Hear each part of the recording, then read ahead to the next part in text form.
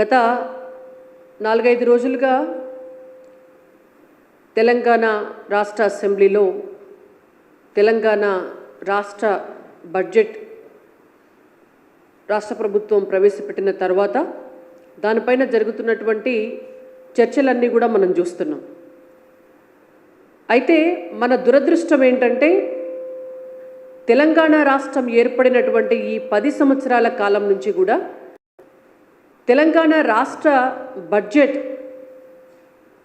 Paper పులి లెక్క తయారైంది. అది గాండ్రించదు. కేవలం బడ్జెట్ పేపర్ల మీదటువంటి రాసిన లెక్కలు మాత్రమే పులి లెక్క కనిపిస్తున్నాయి తప్ప తీరా ఆర్థిక సంవత్సరం పూర్తయ్యి ఖర్చుల లెక్క కూడా బయటకు పెట్టి ఆదాయానికి ప్రవేశపెట్టినటువంటి బడ్జెట్కు ఖర్చుకు ఎక్కడా కూడా పొంతన లేకుండా పులిలాగా గర్జించాల్సినటువంటి బడ్జెట్ కాస్త పిల్లి లెక్క మ్యావుమంటుంది.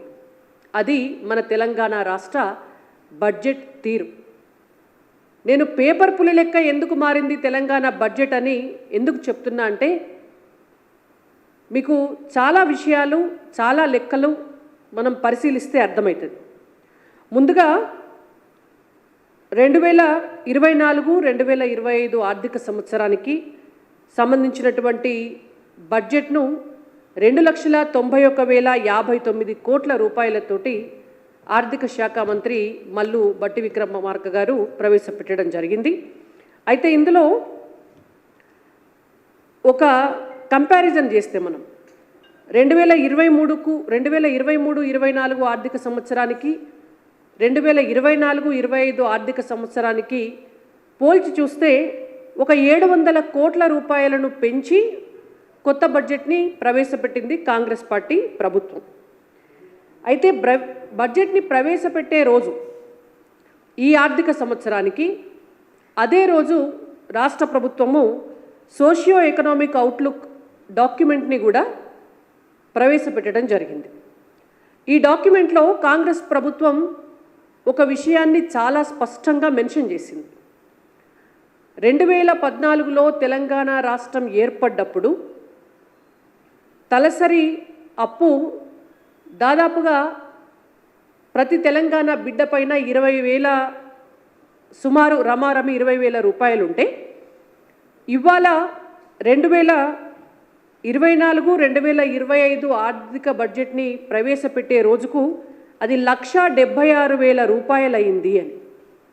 అంటే గత బీఆర్ఎస్ ప్రభుత్వం 10 సంవత్సరాల కాలంలో తెలంగాణ రాష్ట్రంలో ఉన్నటువంటి ప్రతి బిడ్డ ప్రతి వ్యక్తి పుట్టబోయేటటువంటి బిడ్డ నెత్తి మీద కూడా 1,76,000 రూపాయల అప్పును పెట్టింది తెలంగాణ రాష్ట్ర ప్రభుత్వం అనేటువంటిది బీఆర్ఎస్ ప్రభుత్వం చేసినటువంటి దుర్మార్గపు చర్య ఇది అని కాంగ్రెస్ ప్రభుత్వం మనకిచ్చినటువంటి డాక్యుమెంట్లో మెన్షన్ చేయడం జరిగింది.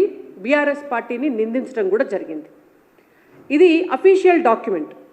అయితే తెలంగాణ రాష్ట్రంలో గత అసెంబ్లీ ఎన్నికలు జరిగినటువంటి సమయంలో అనేక సందర్భాల్లో కూడా కాంగ్రెస్ పార్టీ ఆనాడు రాష్ట్రాన్ని అప్పులపాలు చేసినటువంటి బీఆర్ఎస్ పార్టీ కంటే కాంగ్రెస్ పార్టీ అధికారంలోకి వస్తే భిన్నంగా మేము పరిపాలిస్తాం, మొత్తం అప్పుల పాలైనటువంటి ఆర్థిక వ్యవస్థను గాడిలో పెట్టి ఆదాయ మార్గాలు పెంచుతాం, తెలంగాణ రాష్ట్రాన్ని సుసంపన్నంగా సుభిక్షంగా చేస్తామని చెప్పి లేనిపోని చాతగాని అలవి కాని మాటలన్నీ చెప్పి అధికారంలోకి వచ్చి ఇవాళ వాళ్ళు ప్రవేశపెట్టినటువంటి బడ్జెట్ ఎట్లా ఉందంటే మొత్తము ఎక్స్పెక్టేషన్స్ అన్నీ కూడా అంటే అంచనాలన్నీ కూడా ఆకాశంలో ఉంటే కేటాయింపులన్నీ కూడా పాతాళంలో ఉన్నట్టు తీరా ఆ బడ్జెట్ చూస్తే మనకు అర్థమయ్యేటటువంటి పరిస్థితి. వీళ్ళు అప్పుల విషయంలో చేసినటువంటి ఒక కీలకమైనటువంటి అంశం బీఆర్ఎస్ పార్టీ 2023-2024 ఆర్థిక సంవత్సరంలో వాళ్ళు చూపించినటువంటి అప్పుల విషయంలో అంటే అప్పులు ఎక్కడి నుంచి వస్తాయి ఎట్లా తీసుకుంటామో అనేటువంటి దాంట్లో గత ఆర్థిక సంవత్సరానికి 49,618 కోట్ల రూపాయలు బీఆర్ఎస్ పార్టీ చేసినటువంటి బడ్జెట్లో చూపించినటువంటి బహిరంగ మార్కెట్ రుణాల లెక్క.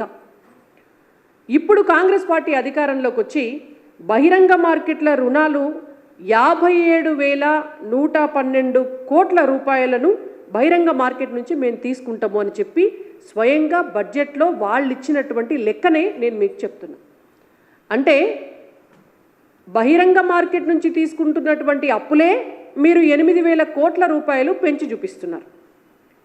ఇవి కాకుండా కేంద్రం నుంచి తీసుకునేటువంటి రుణాలు, ఇతర రుణాలు, డిపాజిట్లు, అడ్వాన్స్లు ఇవన్నీ కలుపుకుంటే అంటే మూలధన వసూళ్ల కింద వచ్చేటటువంటి డబ్బంతా తీసుకుంటే దీంట్లో మీరు మొత్తం గత ఆర్థిక సంవత్సరంలో బీఆర్ఎస్ పార్టీ బయట నుంచి చేస్తున్నటువంటి అప్పులన్నిటికంటే ఒక 15,000 కోట్ల రూపాయలు పెంచి 70,000 కోట్ల రూపాయలను మొత్తం అప్పులుగా తీసుకోబోతాం మేము అని చూపించినారు.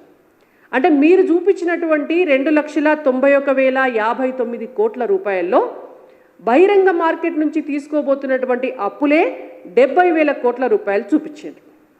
ఇవి కాకుండా ఇంకొక దుర్మార్గమైనటువంటి అంశం కాంగ్రెస్ పార్టీ ప్రభుత్వం ప్రవేశపెట్టిన 2024-2025 ఆర్థిక బడ్జెట్లో ఈ డాక్యుమెంట్లో బడ్జెటేతర రుణాలు, నేను ఇందాక చెప్పినవి బడ్జెట్లో తీసుకునే రుణాలు, బడ్జెటేతర రుణాలు కూడా ఉంటాయి.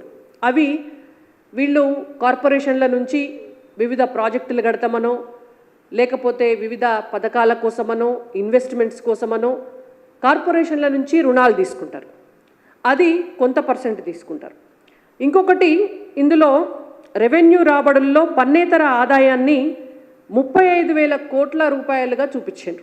అంటే 35,208 కోట్ల రూపాయలుగా పన్నేతర ఆదాయాన్ని చూపించడం జరిగింది. గత ప్రభుత్వం 23,819 కోట్ల రూపాయలు చూపిస్తే గత సంవత్సరము పన్నేతర ఆదాయం వాళ్ళు ఎక్స్పెక్ట్ చేసినంత రాలే, బీఆర్ఎస్ పార్టీ ప్రభుత్వం ఎక్స్పెక్ట్ చేసినంత రాలే. కొన్ని విభాగాల్లో అయితే వాళ్ళు ఎంతో ఊహిస్తే ఆఖరికి లెక్క తీస్తే సున్నాలు వచ్చినటువంటి పరిస్థితి. అంటే అసలు ఈ పన్నేతర ఆదాయం వస్తుందా రాదా కూడా దేవునికి ఎరక, అది గాల్ల దీపం వస్తుంటుంది. ఒకవేళ వస్తే ఈ 35,208 కోట్ల రూపాయలు కూడా ఎట్లా రావాలి? పన్నేతర ఆదాయంలో ఇంకొక మార్గం ఉంటుంది. ప్రభుత్వ ఆస్తులు తనఖా పెట్టి తీసుకునేటటువంటి మార్గము, కార్పొరేషన్ల నుంచి తీసుకునేటటువంటిదేమో బడ్జెటేతర రుణంలో పెడితే, ఇవన్నీ కలుపుకుంటే కూడా ఇంకొక మీరు చెప్పినటువంటి లెక్క ప్రకారం ఇంకొక 30,000 కోట్ల రూపాయలు అప్పు బయట నుంచి తీసుకోదలుచుకున్నారు అనేటువంటిది స్పష్టమవుతుంది మీరు ఇచ్చినటువంటి డాక్యుమెంట్ లెక్క ప్రకారం. అంటే ఇవాళ దాదాపుగా 2,91,059 కోట్ల రూపాయల కాంగ్రెస్ పార్టీ ప్రవేశపెట్టినటువంటి ప్రభుత్వ బడ్జెట్లో 1,00,000 కోట్ల రూపాయలు అప్పే చేస్తున్నారు, అప్పే చూపిస్తున్నారు 1,00,000 కోట్ల రూపాయలు.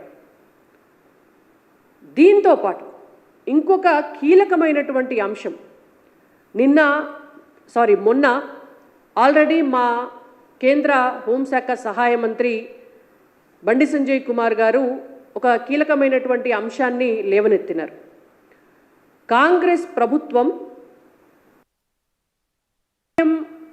రూల్స్ని కూడా పట్టించుకోకుండా మర్చెంట్ బ్యాంకర్స్ని అపాయింట్ చేసి మరిన్ని రుణాలను అంటే 1,000 కోట్ల రుణాలను తెలంగాణ రాష్ట్రం కోసమని చెప్పి ప్రభుత్వ గ్యారంటీతో తీసుకోబోతోంది. టెండర్ డాక్యుమెంట్స్ని మార్చటము, దాంట్లో ఉన్నటువంటి విధి విధానాలను మార్చటము, దాంట్లో పారదర్శకత లోపించడం అనేటువంటి దాన్ని చూస్తే మాకు అనేక రకాల అనుమానాలు ఉన్నాయి అనేటువంటిది వారు మెన్షన్ చేసినారు. ఈ మర్చెంట్ బ్యాంకర్స్ నుంచి అప్పు తీసుకునేటువంటి విషయాన్ని అసెంబ్లీలో కాంగ్రెస్ ప్రభుత్వం స్పష్టం చేయాలి అనేటువంటిది డిమాండ్ చేయడం జరిగింది. మాకున్నటువంటి సమాచారం మేరకు, మాకున్నటువంటి అనుమానాల మేరకు మరిన్ని 1,000 కోట్ల రూపాయలను కాంగ్రెస్ ప్రభుత్వం మర్చెంట్ బ్యాంకర్స్ ద్వారా కూడా అప్పు రూపంలో తీసుకోబోతోంది అని. అంటే దీన్ని బట్టి చూస్తే మనకు అర్థమయ్యేటటువంటి పరిస్థితి దాదాపు ఒక 15,20,000 కోట్ల రూపాయల అప్పును ఒక్క సంవత్సర కాలంలో కాంగ్రెస్ ప్రభుత్వం చేయబోతుంది అనేటువంటిది మనకు అర్థమవుతుంది. ఇక ఇది అప్పులకు సంబంధించినటువంటి అంశం. ఈ అప్పుల్లో చాలా స్పష్టంగా వీళ్ళు 1,76,000 రూపాయలు తలసరి అప్పు చేసి తెలంగాణ రాష్ట్రాన్ని బీఆర్ఎస్ పార్టీ ముంచింది, మొత్తం పైసలు మింగి నీళ్ళు తాగినరు అని చెప్పి నిందించినటువంటి వాళ్ళు ఇవాళ తెలంగాణ రాష్ట్ర ఆర్థిక పరిస్థితిని బీఆర్ఎస్ వాళ్ళు పొయ్యి మీద పెడితే వీళ్ళు ఆ పొయ్యి పెనం మీదకి వెళ్ళి మొత్తం పొయ్యిల పడేసి ఈ తలసరి అప్పును ఒక్క సంవత్సరం తిరిగే లోపే దాదాపు 2 లక్షలు దాటే పరిస్థితికి తీసుకొచ్చేటటువంటిది మనకు స్పష్టంగా ఇక్కడ కనిపిస్తోంది అనేటువంటిది మనం గమనించాల్సినటువంటి అంశం. అప్పులకు సంబంధించి ఇది క్లియర్. కాంగ్రెస్ పార్టీ ప్రభుత్వం వచ్చినాక ఆయనతా చిప్పబట్టుకొని అడుక్కునేటువంటి పరిస్థితే తప్ప వేరే ఏం లేదు అనేటువంటిది వాళ్ళు ప్రవేశపెట్టినటువంటి బడ్జెట్ ద్వారా మనకు తెలుస్తుంది. ఇక ఒక్కసారి ఆదాయం విషయానికి వద్దాం. ఆదాయం 2024-25 కాంగ్రెస్ ప్రభుత్వ బడ్జెట్ డాక్యుమెంట్ ప్రకారం వీళ్ళు ఇచ్చినటువంటిది కేంద్రం పన్నుల్లో వాటా 26,000 కోట్లు వస్తాయన్నారు. అవి కేంద్రం నుంచి తప్పకుండా వస్తాయి.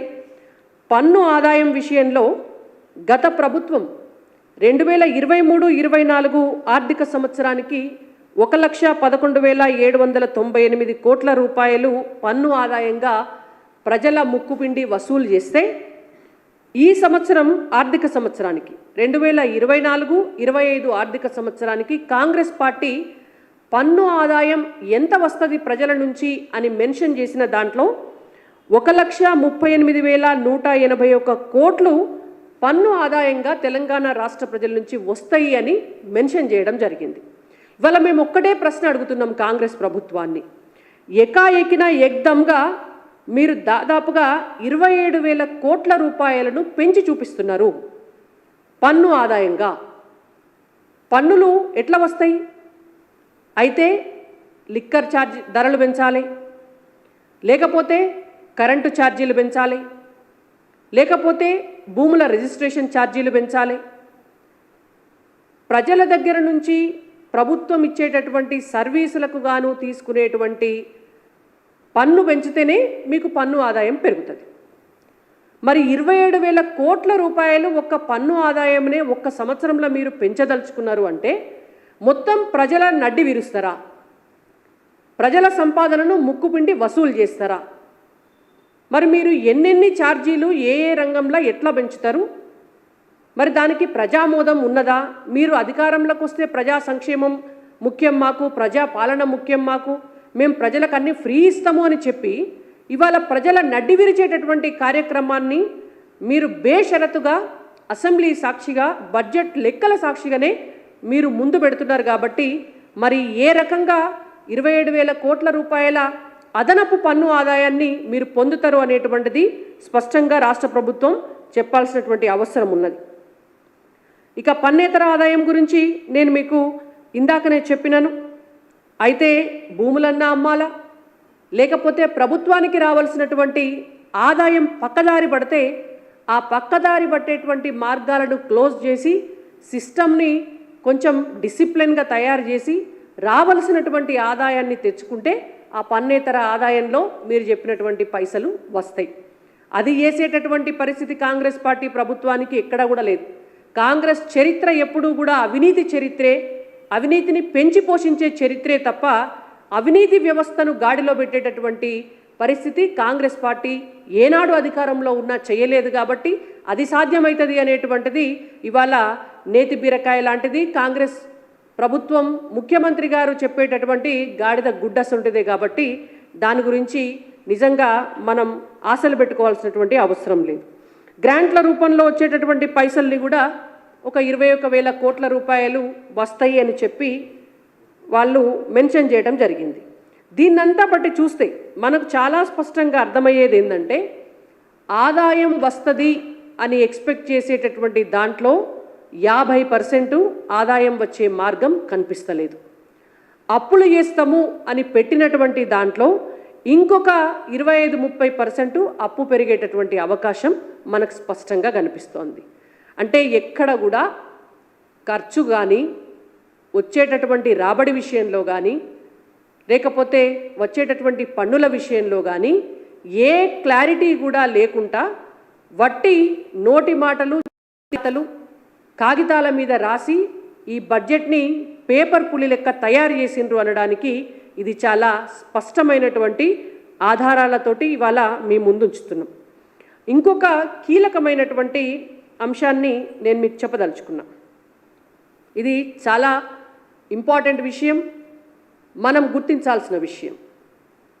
2014లో తెలంగాణ రాష్ట్రం అధికారంలోకి వచ్చిన తర్వాత తెలంగాణ రాష్ట్రం ఏర్పడి బీఆర్ఎస్ పార్టీ అధికారంలోకి వచ్చిన తర్వాత 2014-15 ఆర్థిక సంవత్సరానికి వాళ్ళు ప్రవేశపెట్టినటువంటి బడ్జెట్ 1,637 కోట్ల రూపాయలు.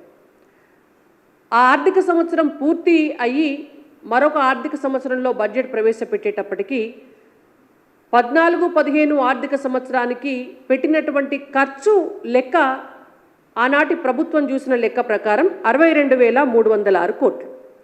అంటే 40,000 కోట్ల రూపాయల తేడా ప్రవేశపెట్టినటువంటి బడ్జెట్కు ఖర్చు పెట్టినటువంటి దానికి ఎక్కడ కూడా పొంతన లేదు. 2015-2016 ఆర్థిక సంవత్సరానికి ఆనాటి బీఆర్ఎస్ పార్టీ ప్రభుత్వం ప్రవేశపెట్టినటువంటి బడ్జెట్ 1,15,689 కోట్ల రూపాయలు. ఖర్చు పెట్టినటువంటిది ప్రభుత్వ డాక్యుమెంట్ ప్రకారం 97,922 కోట్ల రూపాయలు. అంటే దాదాపుగా 17,000 కోట్ల రూపాయల తేడా. 2016-2017 ఆర్థిక సంవత్సరానికి ఈ సంవత్సరంలో మాత్రం వీళ్ళు బడ్జెట్ ప్రవేశపెట్టినటువంటి బడ్జెట్కి ఖర్చు పెట్టిన దానికి కొద్దిగా రీచ్ అయ్యేటటువంటి ప్రయత్నం చేసినారు, రీచ్ అయినారు. 1,30,415 కోట్ల రూపాయలు బడ్జెట్ ప్రవేశపెడితే ఖర్చు పెట్టింది 1,33,823 కోట్ల రూపాయలు. 2017-2018 సంవత్సరానికి వస్తే ఈ సంవత్సరంలో 2017-2018 సంవత్సరానికి వచ్చి మనం కనుక చూస్తే అక్కడ ప్రవేశపెట్టినటువంటి బడ్జెట్ 1,49,646 కోట్లయితే ఖర్చు పెట్టినటువంటి బడ్జెట్ 1,43,133 కోట్లు. మళ్ళీ ఇక్కడ కూడా 6,000 కోట్లు తక్కువ చూపించినారు. 1,49,000 ప్రవేశపెడితే 1,43,000 కోట్ల రూపాయల బడ్జెట్ని ఇక్కడ చూపించడం జరిగింది. దీని తర్వాత 2018-2019 ఆర్థిక సంవత్సరానికి 1,74,453 కోట్ల రూపాయల బడ్జెట్ని ప్రవేశపెడితే అదే ఆర్థిక సంవత్సరంలో ఖర్చు పెట్టింది 1,57,150 కోట్ల రూపాయలు. అంటే ఇక్కడ కూడా దాదాపు ఒక 17,000 కోట్ల రూపాయల తేడా. మళ్ళీ 2019-2020 ఆర్థిక సంవత్సరానికి ప్రవేశపెట్టినటువంటి బడ్జెట్ 1,46,544 కోట్లయితే ఇక్కడ ఖర్చు పెట్టినటువంటి బడ్జెట్ని 1,80,000 కోట్ల రూపాయలుగా చూపించినారు. మరి ఈ 40,000 కోట్ల రూపాయలు దాదాపుగా ఎట్లా ఎక్కువ ఖర్చు పెట్టినారు అనేటువంటిది అదొక్కటి $1 మిలియన్ క్వశ్చను. ఆ ఒక్క సంవత్సరము మరి ఏం చేసినారు అనేటువంటిది మనం ఆలోచించాల్సినటువంటి అంశం. 2020-2021 ఆర్థిక సంవత్సరానికి 1,82,914 కోట్ల రూపాయల బడ్జెట్ని ప్రవేశపెడితే ఖర్చు పెట్టినటువంటి డబ్బు 1,57,547 కోట్ల రూపాయలు. ఇక్కడ కూడా దాదాపు ఒక మనకు లెక్క చూస్తే దాదాపు ఒక 30,000 కోట్ల రూపాయల డిఫరెన్స్. 2021-2022 ఆర్థిక సంవత్సరానికి చూస్తే ప్రవేశపెట్టినటువంటి బడ్జెట్ 2,30,725 కోట్ల రూపాయలైతే ఖర్చు పెట్టింది 1,82,997 కోట్ల రూపాయలు. అంటే దగ్గర 50,000 కోట్ల రూపాయల తేడా. ఇక 2022-2023 ఆర్థిక సంవత్సరానికి ప్రవేశపెట్టినటువంటి బడ్జెట్ 2,45,257 కోట్ల రూపాయలైతే ఖర్చు పెట్టినటువంటిది 2,04,523 కోట్ల రూపాయలు. ఇక్కడ కూడా 41,000 కోట్ల రూపాయల తేడా. 2023-2024 ఆర్థిక సంవత్సరానికి ప్రవేశపెట్టినటువంటి బడ్జెట్ 2,90,396 కోట్ల రూపాయలైతే ఖర్చు పెట్టినటువంటి బడ్జెట్ 2,24,625 కోట్ల రూపాయలు.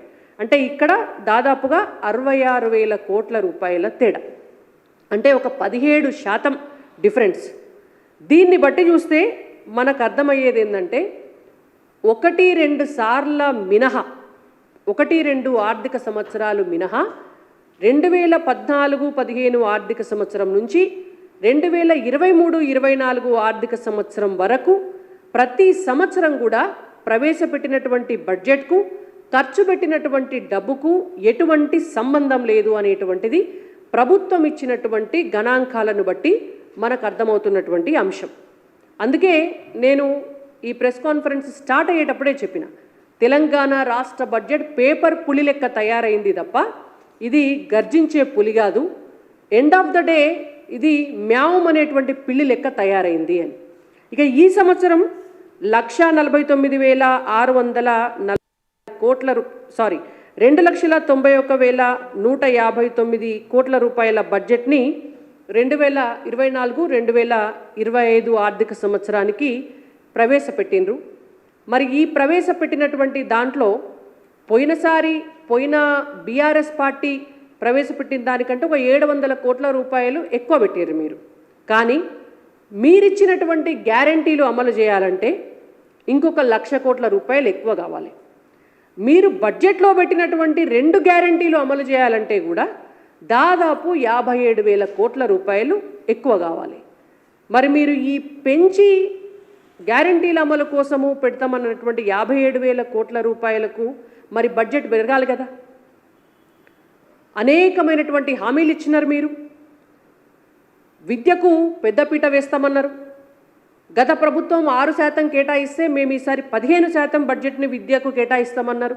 తీరా చూస్తే అది 7% లోపే మళ్ళా గత ప్రభుత్వం ఇచ్చినటువంటి బడ్జెట్కి సమానంగా పెట్టినారు. మీరు ఆరోగ్యానికి అద్భుతమైనటువంటి పథకాలు తీసుకొస్తామన్నారు. తీరా చూస్తే గత ప్రభుత్వం కేటాయించిన దానికంటే ఆరోగ్యానికి బడ్జెట్లా మీరు తక్కువ కేటాయించారు. మహిళలకు పెద్దపీట వేస్తామన్నారు. మహిళా వికాసానికి గృహజ్యోతి అని చెప్పి ఒక పెద్ద పథకం తీసుకొచ్చినారు. మహిళలకు కేటాయించినటువంటి బడ్జెట్ చూస్తే మీరు చెప్పినటువంటి మాటలకు పెట్టినటువంటి బడ్జెట్కి సంబంధం లేదు. అంటే మొత్తంగా చూస్తే మీరు ఇచ్చినటువంటి హామీలు, మీరు చేసినటువంటి స్టేట్మెంట్లు ఇవన్నీ ఆకాశంలో ఉంటే బడ్జెట్లో కేటాయింపులు మాత్రం పాతాళంలోకి పడ్డాయి. మొత్తంగా బీఆర్ఎస్ పార్టీకి వారసులలాగా, బీఆర్ఎస్ పార్టీకి కంటే మేము ఒక 4 అడుగులు ఎక్కువ చదువుకున్నామనేలాగా గత ప్రభుత్వం చేసినటువంటి తప్పుల కంటే ఎక్కువ తప్పులు చేస్తూ క్రమశిక్షణ రాహిత్యమైనటువంటి ఆర్థిక వ్యవస్థను నడపాలని నిశ్చయించుకొని మీరు తెలంగాణ రాష్ట్ర అప్పులను పెంచేటటువంటి బడ్జెట్ను ప్రవేశపెట్టిండ్రు.